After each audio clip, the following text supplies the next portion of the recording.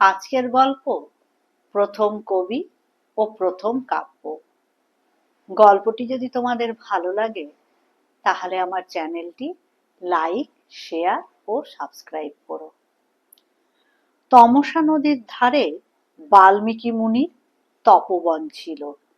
দুধারে গভীর বন, তাহার মাঝখান দিয়া সুন্দর ছোট নদীটি কুলকুল করিয়া বহিতেছে। তাহার জল এতই পরিষ্কার যে তলার বালি অবধি স্পষ্ট দেখিতে পাওয়া যায়। একটুও কাদা নাই, এক গাছিও শ্যাওলাও নাই, কাচের মতো ঢলমল করিতেছে। বাল্মীকি নদীর ধারে বেড়াইতে আসিলেন, আর সেই নির্মল জল দেখিয়া তাহার মনে বড়ই সুখ হইল। সঙ্গে তাহার শিষ্য ভরদ্বাজ ছিলেন। তাহাকে তিনি বলিলেন, দেখো ভরদ্বাজ, নদীর জল কি নির্মল, যেমন সাধু লোকের মন। আমার বালকল দাও, আমি এইখানে স্নান করিব। সেইখানে দুটি বক নদীর ধারে খেলা করিতেছিল।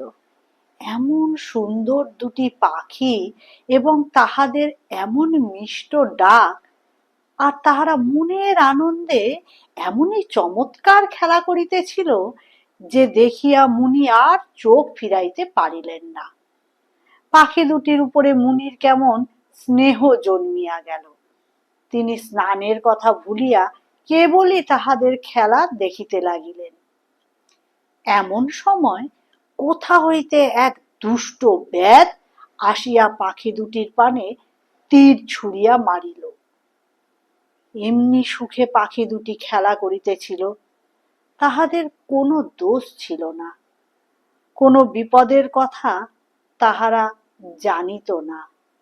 এমন নিরীহ জীবকে বধ করে এমন নিষ্ঠুর লোক হয়? তীর খাইয়া পুরুষ পাখিটি যন্ত্রণায় ছটফট করিতে লাগিল। মেয়েটি শোকে আর ভয়ে কাঁদিয়ে আকুল হইল। মুনি আর এ দুঃখ সইতে না পারিয়া ব্যাধকে বলিলেন, ওরে ব্যাধ, এমন সুখে পাখিটি খেলা করিতেছিল, তাহাকে তুই বধ করলি? তোর কখনোই ভালো হইবে না। দয়ালু মুনির মনের দুঃখ তাহার চোখের জলের সঙ্গে সঙ্গে এই কথাগুলির ভিতর দিয়া ফুটিয়া বাহির হইল। সেই কথায় আপনা হইতে ছন্দ আসিয়া আপনা হইতে তাহা কবিতা হইয়া গেল। সেই কবিতাই সকলের প্রথম কবিতা। তাহার পূর্বে কেহ কবিতা রচনা করে নাই। মুনি আশ্চর্য হইয়া বলিলেন, এ কি চমৎকার কথা আমি বলিলাম! আমি কিছুই জানি না, তবু ইহাতে বীণার ছন্দের মতন কেমন সুন্দর ছন্দ হইল। ইহা চারিভাগে সমান সমান অক্ষর হইল। আমি বলি, ইহার নাম শ্লোক। কেননা আমার শোকের সময় ইহা আমার মুখ দিয়া বাহির হইয়াছে। ভরদ্বাজ বলিলেন, গুরুদেব, কি সুন্দর কথা! এমন কথা তো আর কেহ কখনো বলে নাই। ইহার নাম শ্লোকই হোক। তারপর মুনি স্নান শেষ করিয়া ঘরে আসিয়া সেই পাখির আর সেই সুন্দর ছন্দের কথা ভাবিতেছিলেন। এমন সময় ব্রহ্মা আসিয়া সেখানে উপস্থিত হইলেন। পাখি দুইটির দুঃখে কাতর হইয়া মুনি আর ব্রহ্মাকে অন্য কথা বলিবার অবসর পাইলেন না। তাহাকে সেই দুষ্ট ব্যাধের কথা বলিয়া সেই কবিতাটি গাহিয়া শুনাইলেন। তাহা শুনিয়া ব্রহ্মা বলিলেন, বাল্মীকি, তোমার এ কবিতার নাম শ্লোকই হোক। এইরূপ শ্লোক লিখিয়া তুমি রামের বৃত্তান্ত বর্ণনা করো। সে বড় সুন্দর কাহিনী।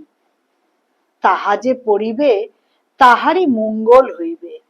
তুমি যা লিখিবে তাহার একটি কথাও মিথ্যা হইবে না।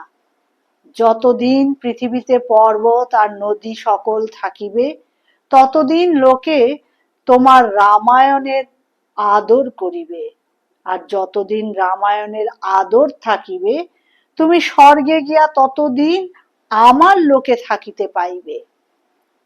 এই বলিয়া ব্রহ্মা চলিয়া গেলেন। আর তাহার কথাগুলো মনে করিয়া বাল্মীকি বলিলেন, এইরূপ মিষ্ট শ্লোক দিয়া আমি রামায়ণ রচনা করিব? তারপর সেই ধার্মিক মুনি কুশাসনে বসিয়া জোড়ো হাতে ভগবানকে স্মরণ পূর্বক রামায়ণ লিখিতে আরম্ভ করিলেন। ক্রমে রামায়ণ শেষ হইল। তখন মুনি ভাবিলেন, কাব্য তো শেষ হইল, এখন ইহা গাহিবে কে? ঠিক এই সময় কুশি, লব দুই ভাই আসিয়া তাহাকে প্রণাম করিলেন। দুই ভাই রামেরই পুত্র, মুনির বেশে সেই আশ্রমে থাকিয়া লেখাপড়া শিখেন। দেবতার মতন সুন্দর, গন্ধর্বের মতন মিষ্ট গান গাহেন। মুনি বলিলেন, এই আমার রামায়ণের উপযুক্ত গায়ক। সেই দুটি ভাইকে পরম যত্নের সহিত মুনি রামায়ণ শিক্ষা দিলেন। তারপর একদিন সকল মুনিদিগকে সভায় ডাকিয়া সেই রামায়ণের গান তাহাদিগকে শোনানো হইল। মুনিরা সকলে মোহিত হইয়া সে গান শুনিলেন।